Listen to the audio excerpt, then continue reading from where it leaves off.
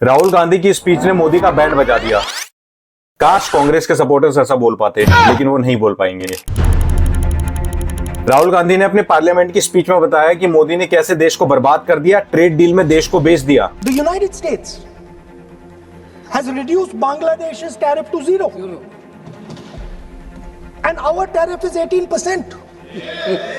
What do you expect our textile people to do? They're dead. They're finished. America India के textile exports पर लगाएगा 18% tariff, वहीं बांग्लादेश के साथ डील करके टैरिफ कर दिया 0। अब इंडिया का टेक्सटाइल सेक्टर बर्बाद हो जाएगा। लेकिन क्या ये सच है? मैं बताता हूँ। बांग्लादेश को भी स्टैंडर्ड टैरिफ 19% ही लगेगा, जो कि भारत के 18% से 1% ज्यादा है। फिर 0% टैरिफ कैसे मिलेगा? 0% टैरिफ तब मिलेगा जब बांग्लादेश कपड़े बनाने के लिए कॉटन और मैन मेड फाइबर भी अमेरिका से ही लेगा। मतलब पहले अमेरिका से ही माल लो, कपड़े बनाओ और फिर 0% टैरिफ पर अमेरिका को ही बेचो। कहीं और से रॉ मटेरियल लिया तो 19% टैरिफ देना पड़ेगा।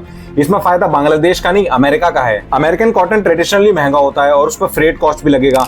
यानी अमेरिका के महंगे कॉटन से अगर गारमेंट्स बना के 0% टैरिफ पे बेचा भी तो भी शायद इंडिया से कम्पीट ना कर पाए। और अगर अमेरिकन कॉटन नहीं लिया तो बांग्लादेश देगा 19% टैरिफ और इंडिया देगा 18% टैरिफ। यानी कि यहाँ पे भी इंडिया को ही एज मिलेगा। अभी बांग्लादेश सबसे ज्यादा कॉटन इंडिया और ब्राजील से लेता है। इंडिया से लिया हुआ कॉटन सस्ता भी पड़ता है और इम्पोर्ट में टाइम भी कम लगता है। 0% टैरिफ के लिए इस सप्लाई को पूरी तरह अमेरिका की तरफ शिफ्ट करना बांग्लादेश के लिए चैलेंजिंग भी होगा और शायद कॉस्ट इफेक्टिव भी नहीं होगा। एक और बात, राहुल जी ने बोला कि डील अगर हम नेगोशिएट करते तो हम भारत के लोगों को आगे रखते, किसानों और मजदूरों को आगे रखते। लेकिन सच तो यह है कि जब ये पावर में होते हैं तो देखो क्या होता है। साल 2012 में बांग्लादेश ने ऑफिशियली इंडिया को गारमेंट एक्सपोर्ट्स में पीछे छोड़ दिया और सेकंड लार्जेस्ट एक्सपोर्टर बन गया। ये अचीव करने के लिए बांग्लादेश ने 2006 से 2010 के बीच में मेगा टेक्सटाइल फैक्ट्रीज बनाई, जहां पर लो कॉस्ट रेडीमेड गारमेंट्स बनने लगे। कंपेयर करने पर पता लगता है कि साल 2005 से 12 के बीच बांग्लादेश का गारमेंट एक्सपोर्ट $6.8 बिलियन से $19.9 बिलियन हो गया।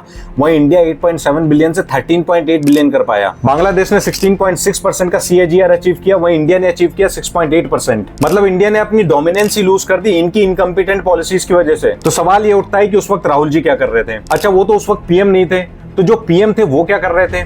वो तो एक बहुत बड़े इकोनॉमिस्ट भी थे।